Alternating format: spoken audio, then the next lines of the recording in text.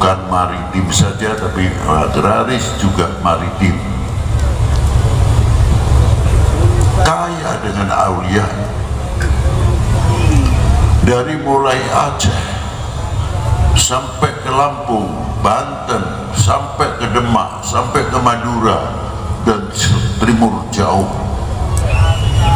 tidak bisa hitung jumlahnya yang ada di Indonesia ini. Belum yang menjadi tokoh-tokoh ulama, jamaahirul ulama, sangat luar biasa. Terkenal ulama-ulama di Indonesia ini sampai ke Timur Tengah. Siapa di antaranya? Guru besar Thariqat Qadiriyah adalah dari Sumba, Syekh Ahmad Khotib namanya Sambas, sangat terkenal. Bukan Sumba tapi Sambas, dari Kalimantan. Muridnya beliau juga dari Timur Tengah sampai India. Rata-rata Thariqat Qadiriyah khususnya sumbernya adalah Sayyidi Syekh Ahmad Khotib Sambas, Kiai Abdul Karim Al-Bantani, Kiai Nawawi Al-Bantani. Taklif yang belum sempat dicetakkan masih lebih 200 kitab karya tulis tangan Kiai Nawawi Al-Bantani. Belum Kiai Bakir Jogja, Kiai Zainal Abidin Pudu, Kiai Muhammad Ilyas Sukaraja, Kiai Ahmad Abdul Hadi Girikusumo, Kiai Soleh Darat, Kiai Soleh Banten, Kiai Abdul Karim Banten. Banyak lagi yang kita ketahui ulama-ulama, jamaahirul ulama yang ada di Indonesia ini. Mestinya menjadi satu kebanggaan untuk umat Islam khususnya dan untuk bangsa ini. Ternyata kita mampu mencetak tokoh-tokoh, kader-kader, lopian-lopian yang akan menjadi cermin umat dan cermin anak bangsa ini. Tetapi apabila sudah hilang sejarahnya, kita mau ngomong apa? Mau menceritakan ini makam yang ziarah ramai, terkadang di Kholi. Ketika kita tanya, ini manakibnya riwayat hidup, gimana Bib? Sisanya dengar cuma kiainya saja, Masya Allah ini orangnya. Tapi belajarnya dari mana, dari mana, tidak paham saya. Karena apa? Tidak tertulis, tidak terbiasakan tertulis. Coba, itu diantaranya. Belum lagi yang lain-lain, tokoh-tokoh ulama yang ada di Indonesia ini. Maka dari itu, dengan adanya hal peringatan untuk mengenang jasa para beliau, apakah beliau hanya cukup mengajar? Apakah beliau hanya cukup beribadah untuk dirinya sendiri? Tidak. Sudah diawali dari mulai zaman Aceh, Pasai, sampai ke Pulau Jawa. Berapa beliau-beliau yang menjadi tokoh-tokoh, contoh-contoh perjuangan, menjadi bapak negara. Satu contoh yang luar biasa,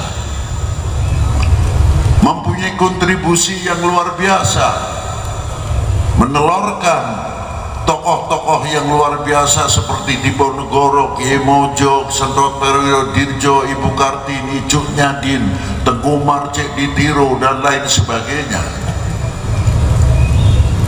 Sehingga tegaknya kembali sang saka merah putih, berkibar kembali. Jasa siapa? Jasa para ulama dan jasa sepuh-sepuh bangsa Indonesia ini. Sehingga kita mengenal merah putih. Apa di dalam kandungannya merah putih? Di antaranya ada 3 hal. harga diri bangsa, jati diri bangsa, kehormatan bangsa ada di dalam merah putih sekalipun tidak berhuruf. Tinggal sejauh mana kita memahami. Bukan untuk kultus kepada bendera, tidak. Di zaman Sayyidina Rasul Sallallahu Alaihi Wasallam, kalau di zaman Rasulullah adanya bendera simbol perang-perang.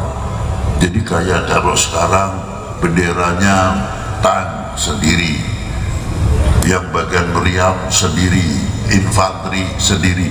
Di zaman Rasulullah sudah ada begitu. Di zaman itu pun dijaga setiap pembawa bendera 4 orang. Jangan sampai bendera itu jatuh ke tanah. Luar biasa. Kalau kepanah atau ketumbak salah satu penjaga yang bawa bendera, cepat diraih, jangan sampai ke tanah. Terus begitu dan begitu estafet.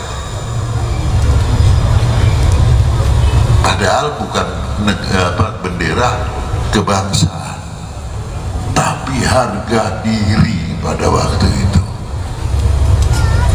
dicontohi oleh para beliau-beliau. Ada di antaranya kakaknya Imam Ali bin Abi Thalib, sahabat namanya Ja'far bin Abi Thalib.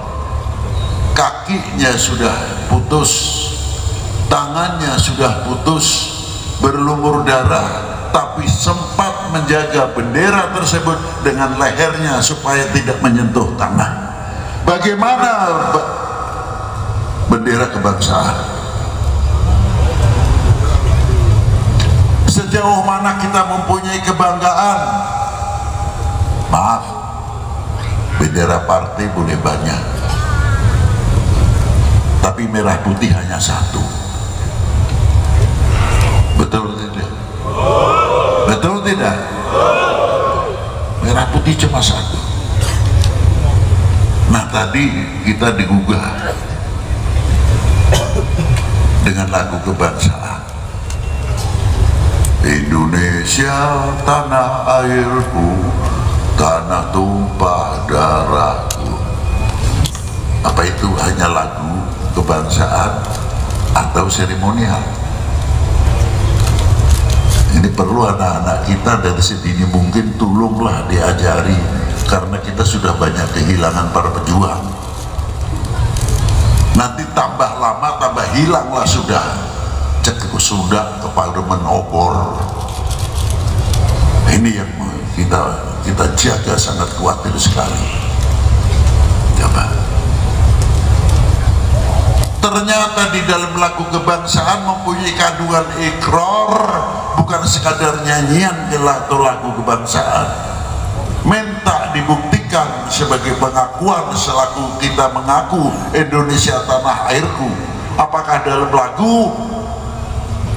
Apakah dalam kehidupan kita mempunyai kefanatikan selaku anak bangsa Indonesia yang tidak mudah tergoyahkan dan merasa handar beni, merasa memiliki kepada republik ini, bukan sekadar memiliki bentuknya dari Sabang sampai Merauke saja, tapi apa yang ada di Indonesia ini, dari buah-buahan, dari pertanian dan lain sebagainya, sejauh mana kita merasa memiliki apa yang ada. Kalau mampu